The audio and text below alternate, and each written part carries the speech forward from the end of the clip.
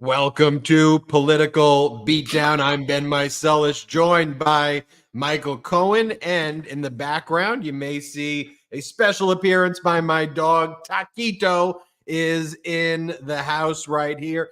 He's in a barking mood, so if he barks, we'll all deal with that together. It's nothing like the bizarre barking, though, of Donald Trump on Labor Day, or perhaps I should say no barking at all. Where was Donald Trump on Labor Day? I saw Vice President Kamala Harris and Governor Walz out and about. They were touring different swing states. I saw them really everywhere giving speeches. You see their itinerary right there. They were in Detroit. They were in Milwaukee. They were in Pittsburgh.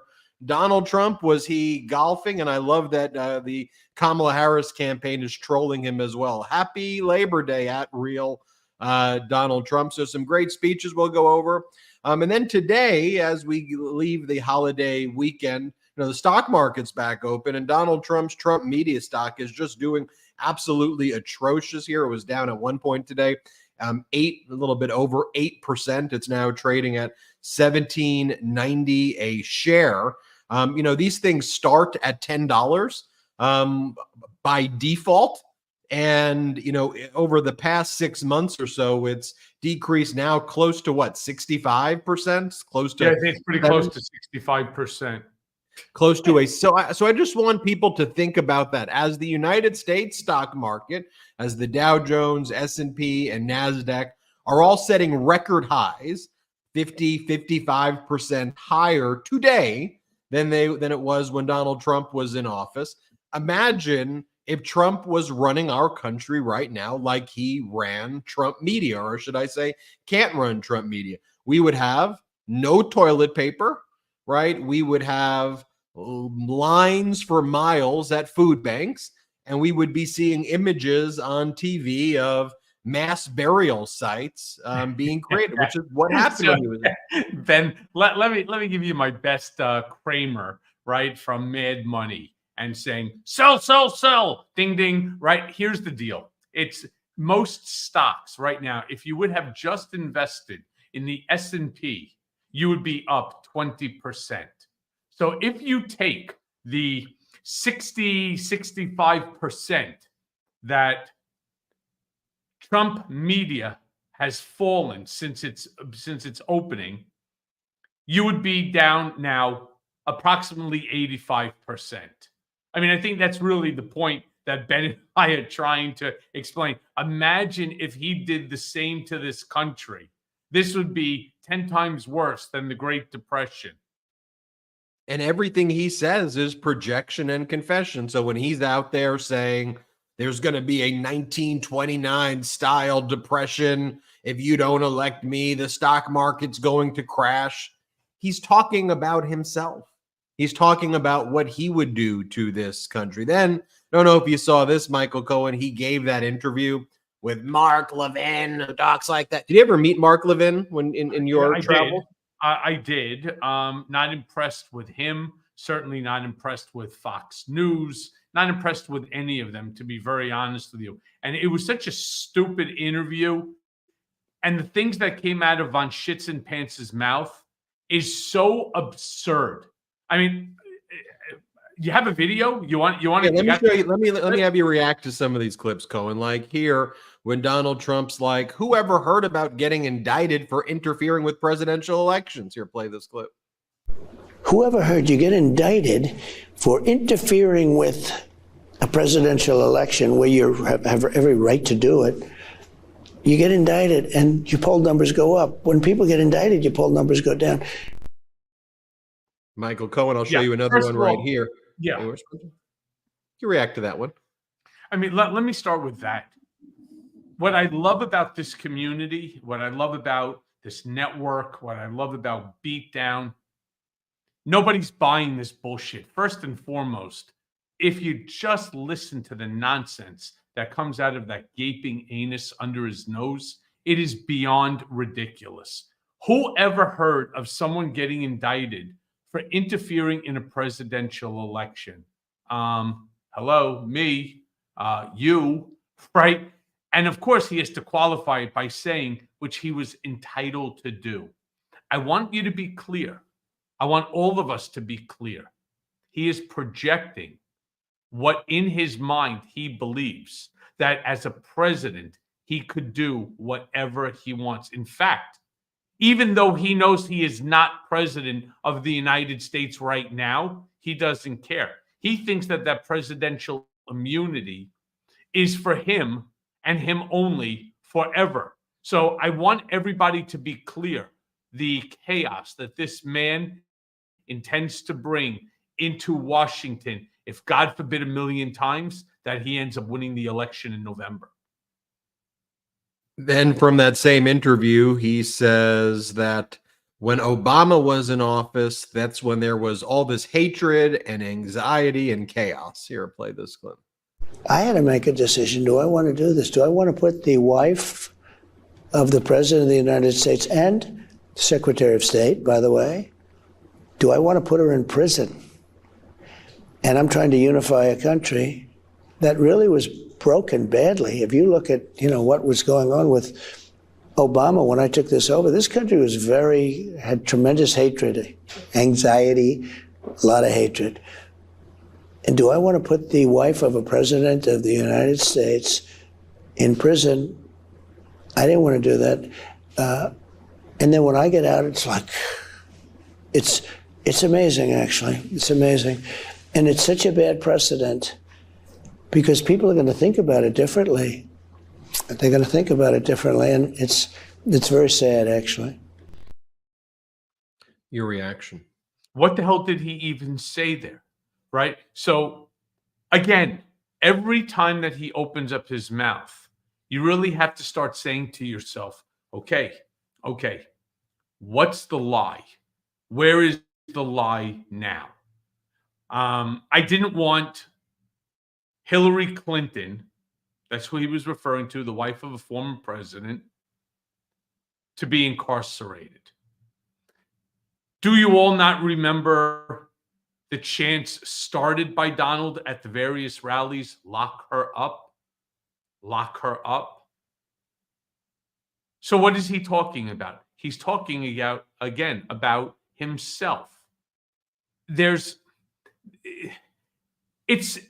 Am I the only one who is so flabbergasted at the manner to which and the frequency to which this man lies on a daily basis? Is there ever going to be an interview where actually he doesn't lie about something? This is really bad. It's really bad. It's quite frankly, it's bad. Yeah, it's bad. There was so much hatred, and so on. Really? That's funny because when you speak to most Americans, or when you speak to any American who's not MAGA, they didn't see or feel the type of hatred that Donald felt. They didn't. Why did Donald feel the hatred for Barack Obama? Do I need to spell it out? It's kind of the same reason why he hates Fani Willis, the same reason why he hates Alvin Bragg or Letitia James. It's the same reason why he hates Kamala Harris. Do I need to spell it out? What do they have all in common? What's different about them than him? This is not a joke. When I tell you that this man is a racist, I know him better than anybody. The man is a racist. The man is sexist. We know for a fact he's misogynistic. We know he's xenophobic. We know he's homophobic. He's transphobic, Islamophobic, anti-Semitic. It's great. Somebody with such wonderful characteristics, something that we truly would hope to pass down to future generations to come as a country, as we're trying to become more inclusive, not exclusive. This is the man who should be leading one of our two political parties?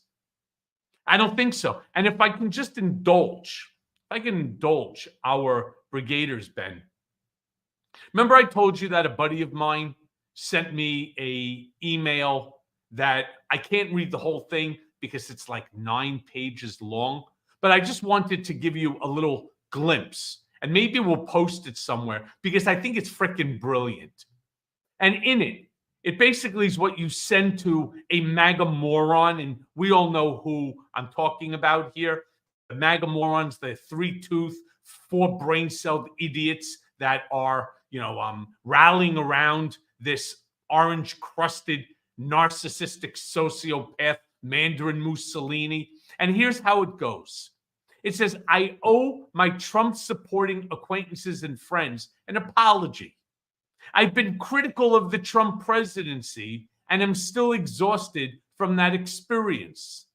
But to be fair, Trump, number 45, wasn't that bad other than when he incited an insurrection against the government, mismanaged a pandemic that killed nearly 1 million Americans, separated immigrant children from their families, lost those children in the bureaucracy, tear-gassed peaceful protesters on Lafayette Square so you could hold a photo up holding a Bible in front of the church upside down, tried to block all Muslims from entering the country, got impeached again, had the worst jobs record of any president in modern history, pressured Ukraine to dig dirt on Joe Biden, fired the FBI director for investigating his ties to Russia, bragged about firing the FBI director on TV, took Vladimir Putin's word over the United States intelligence community, diverted military funding to build his wall, caused the longest government shutdown in U.S. history,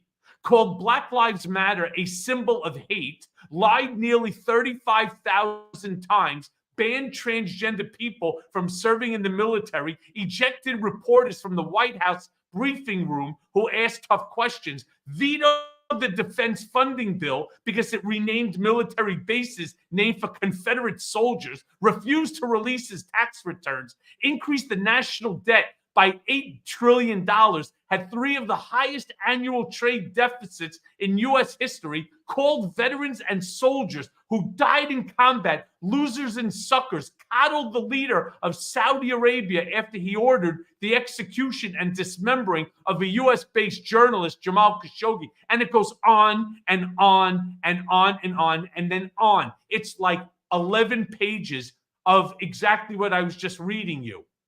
And when you say, for example, some of our brigaders saying, holy shit, right? Oh my God, is this for real? Yeah, it's for real. Yeah, it's for real. And I can go on and on. I could actually spend more than a half an hour reading to you, a half an hour, and I still wouldn't be done. It's like 11 full written pages about the shit that von Schitzenpants has done and caused to this country. And yet, he's still in the race. Michael Cohen. Taco, explain that one to me. Taco will try to explain it to you, but let me try to explain this one to you. Donald Trump tried to murder his vice president. It's an undisputed fact. Ben, right, since you're a Colin Kaepernick lawyer, that was in the 11 pages talking about sitting back for 96 minutes, doing nothing while people are chanting, hang Mike Pence. You know what else is in that 11-page sort of annal to the shit that Trump did? The fact that Donald said nothing, not a word, when in Charlottesville, Nazis, white supremacists were walking down the streets in Charlottesville screaming, Jews will not replace us. You know what else that he didn't do? You know what else that this asshole didn't do? Refused to denounce David Duke, right? Why? Why? Does it not tell you fundamentally who he is? Does it not demonstrate the character flaws? So to anybody who wants to sit there and tell me that Kamala Harris will not be a great president, let me be very clear. All right. This is a race. between two people right now. Republican nominee, Von Schitzenpants, and the Democratic nominee, Kamala Harris. So if you think for a second that there should even be a contest here, I'm more than happy to continue reading. But Ben, I won't. Powerful stuff, though, Michael Cohen. I want to share this with you as well. Donald Trump, though, says that no one's been more vicious to Mike Pence and Justice Brett Kavanaugh than Vice President Kamala Harris. That's what he said in this interview. Let me play it for you. Let's play this clip. Things are happening that are so crazy. I think there's no human being that was ever treated worse in Congress than Justice Kavanaugh. And Harris led the battle. That's right. Oh, she was vicious. Oh, she was the most vicious. She was going after them, just like with Mike Pence, where she said, "You're interrupting me. I want to talk." And that's why, look, ABC is probably the worst in terms of fairness. George Flopadopoulos, the people they have there are just terrible. Jonathan Karl. But that's the only one she'll go to. Now, the other one is the head of ABC is her best friend and her husband's best friend, too. I mean, setting aside even the content of what he's saying, just to have an individual position like that, like a grown-up man baby just there, like whining about what it's so unbecoming. It's just like, well, Flopadopoulos. I was gonna just ask you to do your whining voice. I mean, it's just like, again, I really don't see, and this is not a political thing, like which human beings in America, and as you like to say, the four-tooth or whatever, like what human beings in America like to see a grown man purportedly sit there in a chair and go, you know, it's unfair and Flopadopoulos and she's really vicious. So, like so it's not clever. a political thing. It's just, what are we watching? Name, right? That's such a great name, Ben. Flopadopoulos. Oh my God. Yay. Yay. A 78-year-old man came up with, by the way, whether you watch ABC, Good Morning America or not, whether I happen to be friendly with George Stephanopoulos for over 2 decades, maybe 25 years. Let me tell you, the guy is revered. All right. Donald can say whatever he wants. Mark Levin could sit there and smirk and giggle. Oh, Donald Trump called him Flopadopoulos. You think George really cares what Donald says? The answer, of course, is an emphatic no. This is so ridiculous. You know, it's funny because, look, I think I came up and here on this show with my buddy over there, Ben, when I turned around and I coined Donald Von Schitzenpants. Right here. All right. And that it was here on this show when I turned around and I said it. And we laughed at first. And then who thought it was going to go as viral as it did? Actually, not me. So am I really any better than Donald when it comes to being immature with these names? Shady Vance, Von Schitzenpants. In fact, there was a singer who came up with a great song. I hope, Jeremy, if you could find it, it'd be funny just to get the very beginning, because he actually credits me with that song. What's his name? Like Texas Ted or something like that, Ben? Anyway, my point being here. Tennessee Brando. There you go, Tennessee Brando.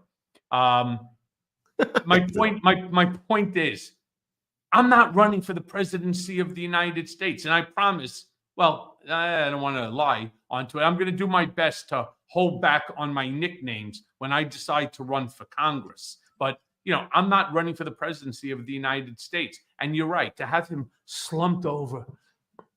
And mind you, you have to watch the accordion hands. And when he's saying it, nobody was more vicious than Kamala, you know, and so on. First of all, he knows her name. And if he doesn't, it really goes to show you, cognitively, bless you, that cognitively, he's much more impaired than any of us think. All right. It is really a disgrace watching him. And like so many people who've put in the comments here, I don't want to see his interviews anymore. It's almost like, hey, Ben, aren't you tired? It's 1 o'clock in the morning. You're like, how are you talking about? I'm on California Pacific time. It's, 1:52 in the afternoon. No, Ben. Quite frankly, it's not. It's midnight. It's midnight, Ben. All right, it's midnight. What? It's midnight, Ben. And you're like, I have people outside. The sun is shining. Those are attributes that are distinct to daytime. All right? No. And his people will get on and they will sit there and say, Ben, you're wrong. Donald's right. Donald's always right. Explain that to me if you can. It's interesting because, sometimes as I think about the editorial direction of this network, I go, do I show these clips of Donald Trump? And for the past 3.5 years, I've always netted out with the answer being yes. I don't want to show it live because he lies the entire time. But the frustration I had was that corporate media was normalizing this guy. Had corporate media done its job in print and TV and digital and called out his behavior as disqualifying, not given him a platform to spew more lies, then I don't even think there would even necessarily be a Midas Touch network, quite frankly, because it was in that void that it was important that we go play the clip. And I will tell people what's happening, but then I won't just do that because I need to then have the evidence behind it. So then I will say, play the clip so everybody knows that's actually what was said. And then we can have a frank discussion about it. And until the GOP continues to be captured by MAGA, that's what we're going to do. But I'm sure people do enjoy on this network that they're seeing a lot more of the Vice President Kamala Harris speeches, which we cover live. And none of the other media covers those full speeches live. We cover the Governor Walz speeches live as he tours the country, so you can see that. And we provide that as well, which to me is a good refresher from the types of things that Donald Trump is saying. But then look at the stark contrast. Seriously, I try to do my best to bring a little levity, but there really is nothing funny about what's going on and transpiring right now in U.S. politics. Look at the stark contrast between the two different campaigns. One is of a man who's bitter, nothing but airing grievances, shitting on America, where murderers and drug dealers and these migrants and everything is shit and the country is shit. I don't know if you think it's so bad. Listen, you got money. You got an old broken down fucking 757. Why don't you put your fat ass onto it with all of your fucking garbage, knockoff furniture, and go someplace. Do us all a gigantic favor. The fuck out of here. If you think this country is so bad, a guy who calls those that fought and died so that he could say the stupid shit that he does, the suckers and losers, no, unacceptable. And contrast that with Kamala Harris and Tim Walz. It's inclusiveness, it's unity, it's everything that Ben always talks about. And sometimes I used to tease him and make fun and say, you're so California, you're so lovey-dovey and so on, that we're all about love and unity and so, but that's that's exactly what Kamala Harris and Tim Walz are trying to do. They're trying to bust down this divisiveness. They're trying to make sure that everybody has an opportunity in this country to survive and to be well. And by the way, Jeremy, if you do actually have that clip of me first time saying Von Shits in Pants, just so that people know, here on the Midas Touch Network, on Political Beatdown, nothing but the truth. This is the historic moment, ladies and gentlemen. A star was born. The nickname Von Schitzenpants play the clip. But one of the things that Cohen did was on the show I co-host with him, Political Beatdown, Back in December is when Michael Cohen first coined the term von Schitzenpants. I think it's important that we know the origin of it, that it's actually not just from April, like some reporters are saying. It was coined by Michael Cohen last year, last December, during an episode of Political Beatdown. It was this precise moment that Michael Cohen came up with the term von Schitzenpants to refer to Donald Trump. Play this clip. And it's bad news. Bad things are happening. I'm sorry.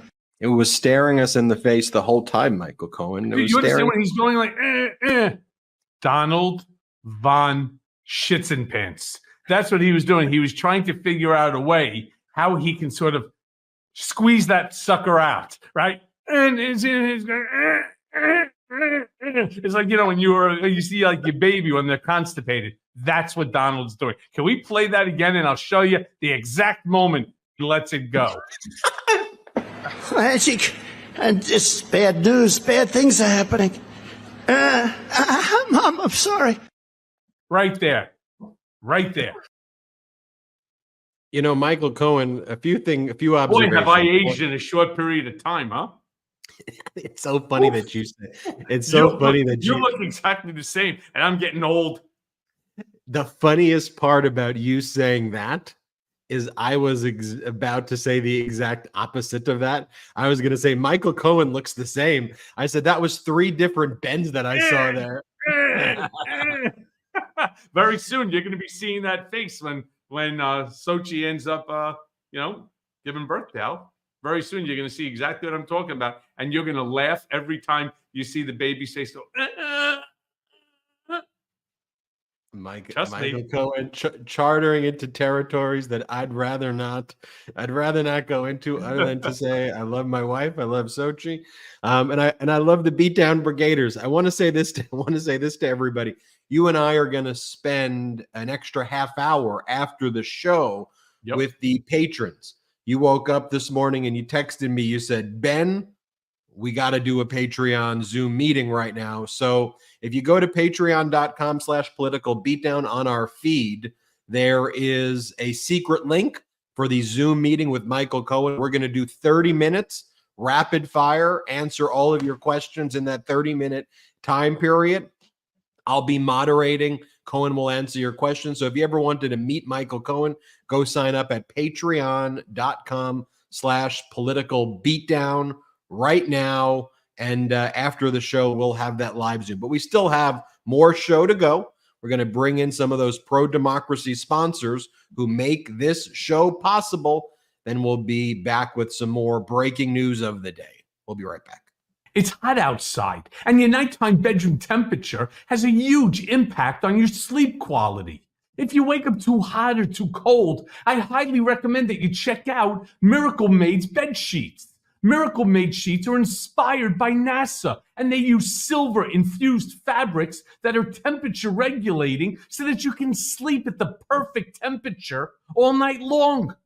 Miracle sheets are luxuriously comfortable without the high price tag of other luxury brands. And you know what? They feel as nice, if not nicer, than sheets used by some 5-star hotels. Using silver-infused fabrics inspired by NASA, Miracle Made sheets are thermoregulating and designed to keep you at the perfect temperature, again, all night long, no matter the weather, so that you get better sleep every single night. Stop sleeping on bacteria. Bacteria can clog your pores, causing breakouts and acne. Sleep clean with Miracle. These sheets are infused with silver that prevent up to 99.7%, get a look, 99.7% of bacterial growth, leaving them to stay cleaner and fresh 3 times longer than other sheets. So there's no more gross odors too. Go to trymiracle.com/beat to try Miracle Made sheets today. And whether you're buying them for yourself or as a gift for a loved one, if you order today, you can save over 40%. And if you use our promo code BEAT, B-E-A-T, at checkout, you'll get 3 free towels and save, get a load of this, an extra 20%. Miracle is so confident in their product, it's backed with a 30-day money-back guarantee. So if you aren't 100% satisfied, you'll get a full refund. Now upgrade your sleep with Miracle Made and go to trymiracle.com/beat and use the code BEAT to claim your free 3-piece towel set and save over 40%. Again, that's trymiracle.com/beat to treat yourself. And thank you, Miracle Made, for sponsoring this episode. We are back right now on Political Beatdown. I think you see, where is he? Taquito in the background somewhere. We'll see where he is in a little bit. We are live right now. Thank you to our pro-democracy sponsors right there. I love those sheets, and I think you will also. Michael Cohen, before the break, was talking about the contrast between these two different campaigns. So let's see that contrast in action. Donald Trump speaking to Mark Levin on Fox. That's how Mark Levin speaks, about how he wants to cut deals with Vladimir Putin. But because people were saying that he was trying to cut deals with Putin, he couldn't cut the deals that he wanted to with Putin, who was trying to destroy America. Here, play this clip. Than me, but we were having a problem. You had Adam Shifty Schiff and all these bad people, including Hillary and others, coming up with this Russia hoax. And I told Putin, I said, it's a shame because we could have done a lot of business, the countries together, but with this whole fake thing that's going on, and he understood that. I said, it's a fake deal. He actually said to me, he said, it's tough to make a deal now. I said, you're right, it's tough. They created a fake narrative, this Russia hoax. It was a hoax. And we could have had a much different relationship with Russia. So you have that, and let me compare that to what Governor Walz was saying this past weekend. Let's play that clip.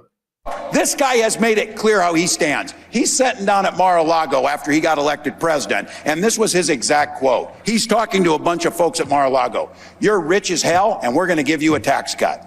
At the same time, he was telling workers they get paid too much already. That's who this guy is. You tell me who in Wisconsin is sitting around saying, damn, I wish they'd give billionaires tax cuts and screw me over. Damn, I wish they'd take my health care away. I wish they'd underfund my public school. I wish they would make my job more difficult, more dangerous. And then at the end of the day, I wish they'd make me work till I'm 75 years old. No one's saying that. No one's asking for that agenda. What they're asking for is to be treated fairly with dignity. That's what we have. Look. So you have that. Now compare what Lara Trump is putting forward as her vision right now in the swing states. This is what she released yesterday. Let's play this clip. Without your bravery, we're all out of luck. No, this can't be denied. You gotta be special. It takes a lot to put you last and everybody first.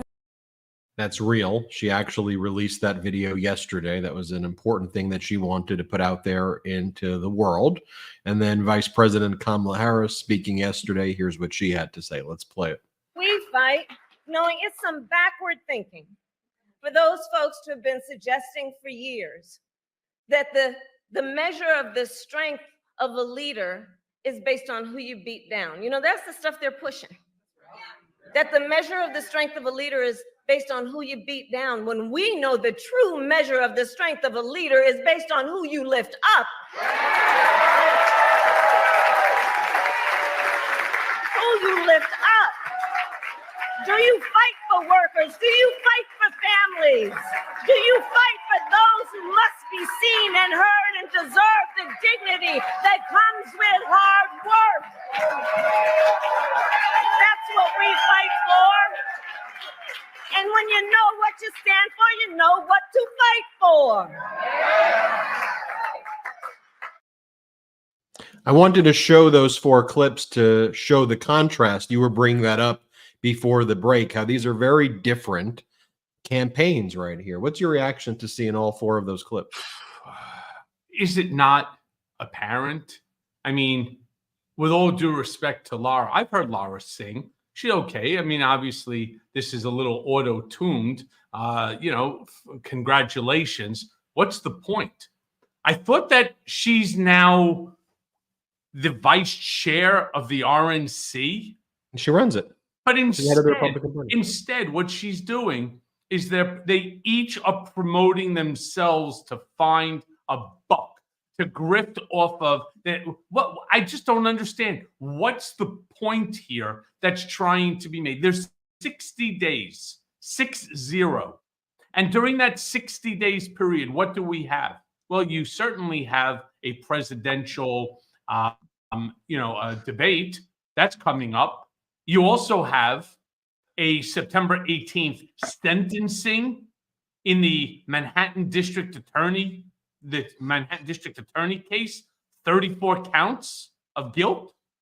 I mean, do you think that the best usage of time right now is to sit there and to do Mark Levin and to have your RNC chair promoting herself with some fakakta song? I mean, I don't know. I just don't get it. I just don't get it. Ben, I don't get this one. I'm looking for somebody to try to give me some insight. Yes, we all know it's a grift, that the whole fucking family, they're just a bunch of grifters that are trying to figure out how for themselves to make a buck off of Trump's campaign, off of this nomination by him. I can't figure it out why she went ahead and that they decided to release it now. Are they going to use that song instead of, for example, what's his name? Hayes, who turned around and got the court within which to tell Von Schitzenpants and the campaign that they may not use Isaac Hayes, that they may not use his song. In fact, they're going to have to pay for using it already without a proper license. What's the point here? Yep, the federal court granted the estate of Isaac Hayes an injunction stopping the Trump campaign from stealing the music, which I think is going to be used now by all these other bands as well to go on an expedited basis into federal courts to shut down the Trump campaign's theft of their copyrighted work. And we'll be reporting about that. Also, you were right, Michael Cohen. Donald Trump has signed the waiver of his appearance in the DC criminal case on the superseding indictment. Donald Trump will not be showing up. And you said, no way Trump is showing up. He's signing that waiver so that he doesn't actually have to appear in person, which he was allowed to do. And I had said, you think he sure he doesn't want the attention? You go, he's lost stamina. He's tired. He doesn't want to go there. He doesn't want to be anywhere near it. That's what what you're doing. You're doing the pay up sign because you were right in the bet. But I'm deducting that pay for the Von Schitzenpants comment in connection with the labor of my first baby girl. So we net out at even right there, and we split we split the difference, and we are equal. Michael Cohen, your reaction? All right, I want all our brigaders to know that Ben just welched on the bet, but that's okay because I love Ben, and actually everybody should love. I have an entire drawer full of people that have lost dollar bets to me, right? But we love Ben, we really do, and Midas Touch Network. Because here, listen, we try to invoke a little and input a little bit of levity during a time that is so mentally taxing for each and every one of us. And it's something that you will find on the entire Midas Touch Network from everybody. I just interviewed for my Fridays podcast Adam Mokler, who is also involved with the Midas Touch Network. There is a rule on this network. This is not a network of innuendo. This is a network of fact. And if you cannot validate the fact, you do not go ahead and reference something unless that there is a citation behind it. That's something you're not finding on mainstream media any longer. Why? Because they're so fast to want to get a story out that they're willing to screw the whole thing up and to absolutely just ignore the truth, so long as that they could be first to market with the story, even if the story is inaccurate. You see, we expect that from Newsmax. We expect that from OAN. We expect that, sadly, from Fox. But you're never getting that here on this network. You're never getting it on Political Beatdown. You're never getting it on my Mea Culpa podcast. And every one of you that's watching right now, make sure you subscribe to that too. You're never getting it from us. And that's the difference in this network and in the others. You will always get the absolute truth. You know, Donald Trump's top surrogate right now is the individual who actually deposed you, Alina Habba. She's going around the country wearing this red hat with Donald Trump giving people the middle finger. And so this is for real. This isn't AI. I'll show you what Donald Trump's doing with AI in a little bit. But this is Trump's top surrogate going around the country with Trump giving people the middle finger photo on her hat. And here she is on their airplane that Mr. and Mrs. Magadonia are paying for when they give money to the campaign and to the Political Action Committee. No Melania, but here's the top surrogate for the Trump campaign, Alina Habba. Play this clip. Is up, Alina Habba, senior advisor to President Trump and the Trump campaign. I just wanted to give everybody a little sneak peek on how sick this Trump Force One is. It is the epitome of President Trump. Now in the cockpit of Trump Force One, I want to show you something that I've told my kids about, but nobody gets to see. Look at the bobblehead. It is the Trumpinator. We're coming in hot. This is the coolest plane. You can't, this is real.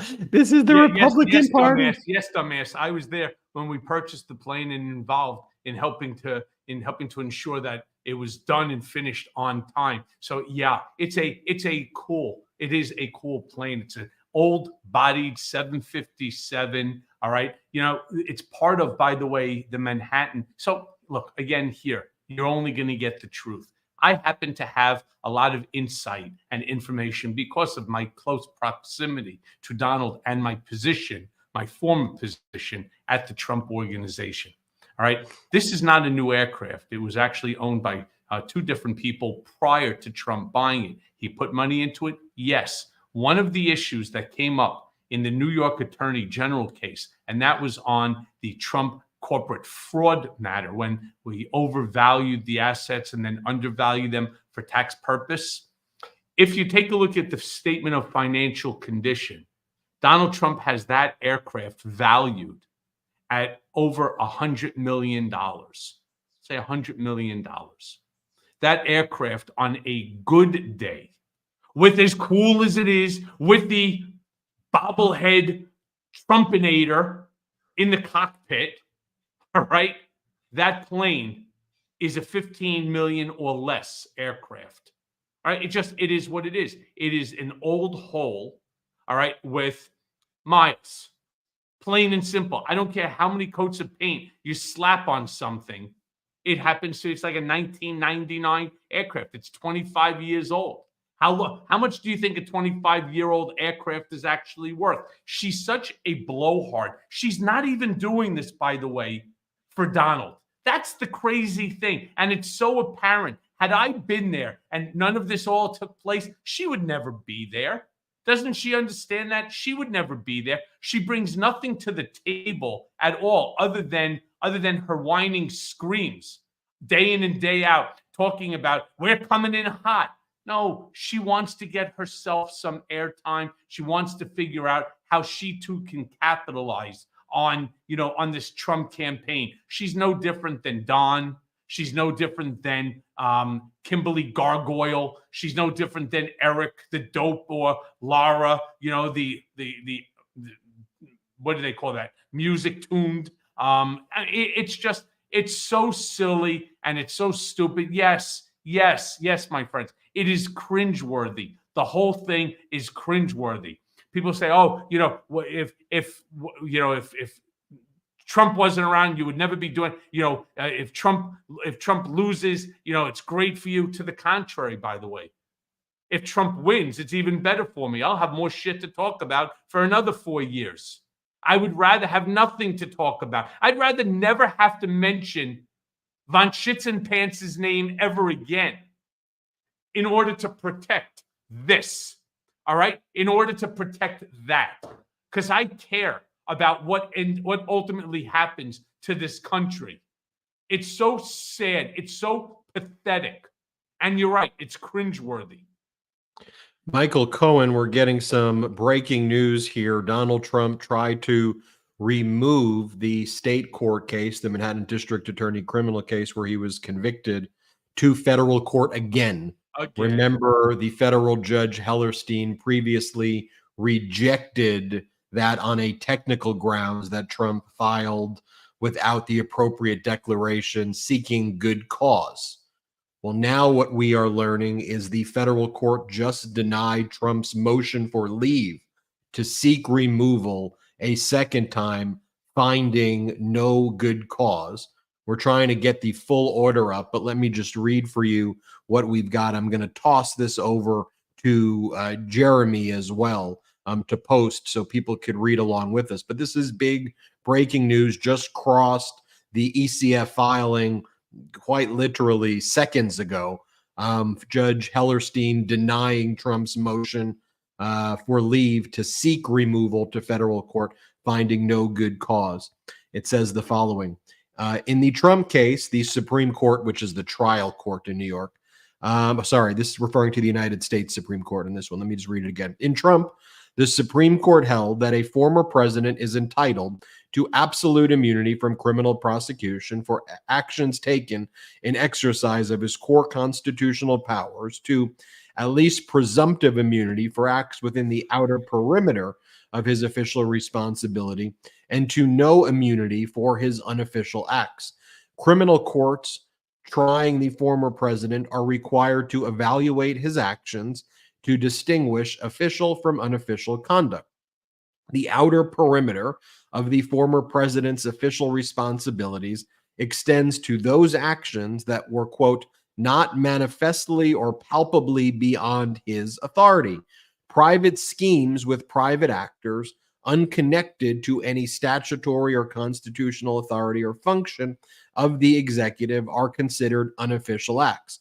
I held in my order an opinion of July 19th, 2023, that, quote, hush money paid to an adult film star is not related to a president's official acts. It does not reflect in any way the color of the president's official duties. My holding followed an evidentiary hearing where the people showed conclusively that Mr. Trump reimbursed Michael Cohen for advancing the hush money payments, including 2 checks signed in the White House by Mr. Trump. I held that Mr. Trump had not satisfied the burden of proof required to show the basis of removal. My holding of a hush money reimbursement remains true, regardless of who has the burden, whether the people or Mr. Trump. Nothing in the Supreme Court's opinion affects my previous conclusion that the hush money payments were private, unofficial acts outside the bounds of executive authority.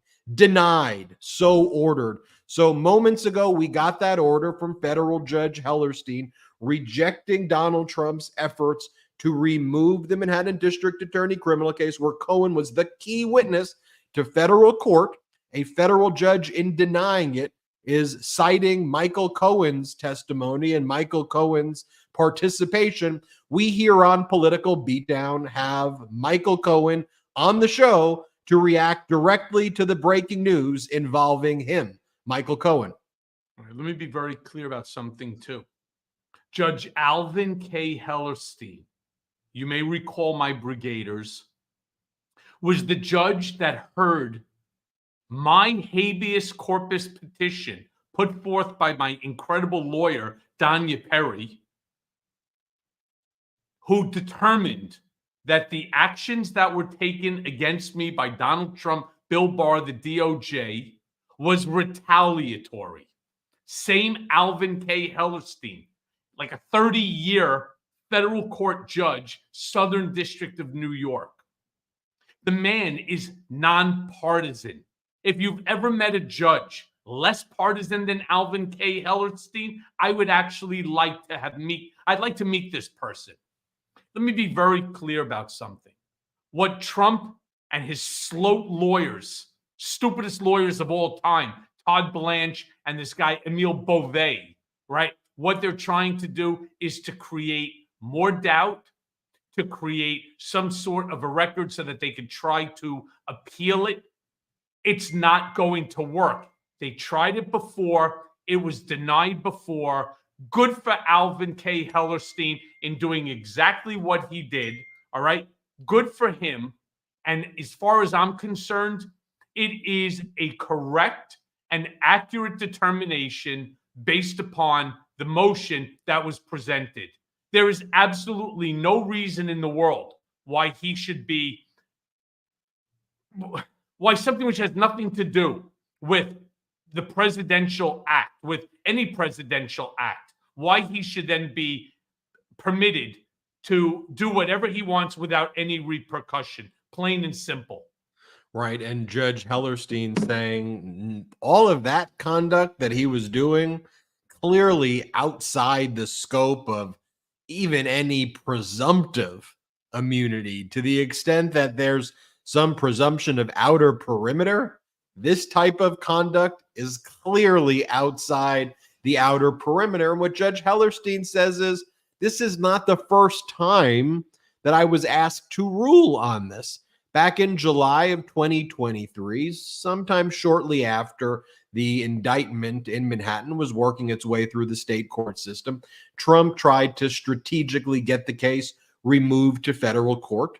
There was an evidentiary hearing that was held before Judge Hellerstein, where even before the Supreme Court made its ruling on absolute presidential immunity by about 9 months or so, Judge Hellerstein had the foresight to say this conduct is not official conduct at all. And, just such a brilliant judgeship there, right? Where Judge Hellerstein even saw what was going to happen more than a year later about what was going to happen, and then can cite his own opinion over a year later, right? That was July 2023, we're September 2024, to say, look, I knew you were going to do this back then. That's why I rejected it then. That's why I'm rejecting it now. He rejected it back then because there was no basis for which to grant it. Alvin Hellerstein, if in fact there was a basis to grant it, to grant any part of that motion, he would have done it. He is truly a nonpartisan judge, which all federal court judges should be. Now, of course, we know that that's not true, but he happens to be one of them. And you know what? As far as I'm concerned, good for Alvin Hellerstein, good for all of us. Not so good for Donald, but good for the rest of us. I got a question for the brigaders out there. I saw some discussion in the chat about whether or not when you watch Political Beatdown and we start the episode, if you all watch it and start off watching it in the boxing stance. So if you start watching Political Beatdown in the same boxing stance as Michael Cohen and I, and Cohen will say I don't do it quite as well as him. So like Michael Cohen, hit the blue heart right now so we know that you start off the show in your Political Beatdown stance right there. Michael Cohen, we are about to go and chat with the brigaders who are our patrons. We try to find interesting ways to build this independent show, this independent media network. So we're not trying to gatekeep content. We don't have outside investors. So we're trying to find creative ways for us to grow. And one of them is Patreon. So if you're not a member yet, go to patreon.com/political beatdown. Join that Zoom meeting that we're about to start in a few minutes with Michael Cohen. When you go and you sign up, you'll see on the feed the secret link. You'll click the secret link, and then you'll be taken into that meeting. We're going to do a half-hour lightning round at that secret link meeting today. Remember to sign up for Mea Culpa Blue, the Mea Culpa Blue audio podcast. Wherever podcasts are available, just search Mea Culpa. Make sure that you go to store.midastouch.com, get that pro-democracy gear. including the Mar-a-Lago Correctional Facility shirt as well. That was an exhibit in the Manhattan District Attorney criminal trial that Donald Trump just tried to get removed to federal court and lost, that we found out about live, and we got Cohen to react to it live here on Political Beatdown. There's also a discount code. You're going to get me in trouble, Jeremy. 10% off that I did not vet by Michael Cohen. 10% off the gear. I thought it was only supposed to be last week when you surprised me with that again. But there's a new discount code that there's a new discount code. So you still owe me $1. Who gives a shit? I'll give you. I will send you that. Meanwhile, two-finger salute.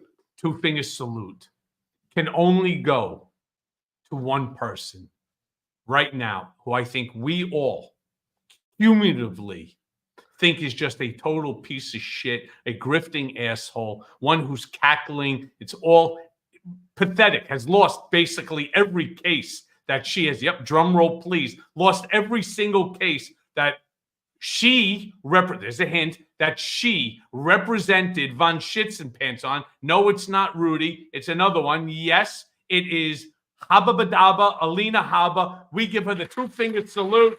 That's right. And a round of applause for you, you dumb shit.